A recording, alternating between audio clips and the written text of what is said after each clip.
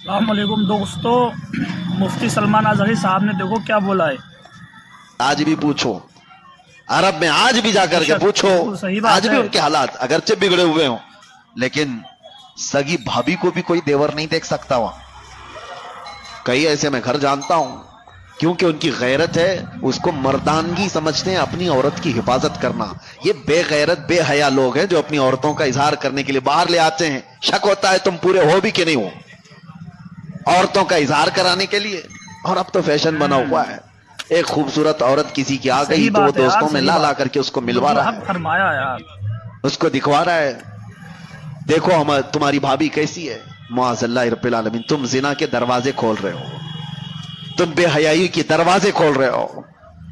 तुम्हारी औरत बाजार की जीनत नहीं है जो ला करके दिखा रहे हो। अरे मोबाइल दिखा दिया, घड़ी दिखा दिया, जूते चप्पल दिखा दिया, समझ में आती है कि चलो इसकी अपनी खुशियों का इजहार कर रहा है। अपनी बीवी को दिखाओगे दूसरों के पास और उम्मीद क्या रखते हो सामने वाले से। इन सब चीजों ये तो से बात ही रोकना अलग हो चाहिए, गई इन सब चीजों कि से कुत्ते हिफाजत को रखनी सामने चाहिए गोश्त यार। दिखा करके फिर कहा जाए कुत्ता कुछ नहीं करता हमारा।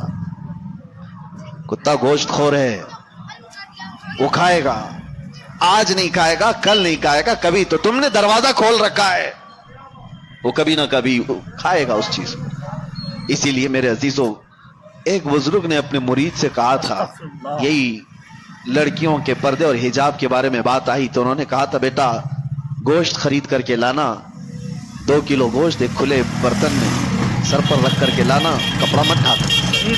वो गोश्त तो खरीद लिया, सर पे बर्तन रख करके अपने बुजुर्ग उस्ताद के पास ला रहा था, जब तक कौवे सारा गोश्त खा गए। कोई चील, कोई कौवा, कोई उठा उठा करके ले गए, बर्तन खाली। तो उस्ताद ने उससे पूछा कहां गया गोश्त? कहा सब तो ये परिंदे खा गए, आपने मना किया था कपड़ा रखने। मैंने कहा, उस बुजुर्ग उस्ताद ने कहा, तुमने देखा ये थोड़े से सफर में चील कौवे खुले गोश्त को छोड़ते नहीं, तो तुम्हारी माँ और बहनों को खुला रखोगे तो यहां के दरिंदे कैसे छोड़ देंगे।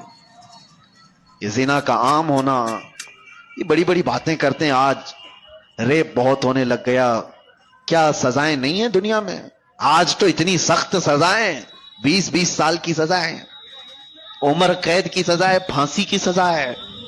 हमने कैद खाने में देखा है कितने आते हैं रेप केस में।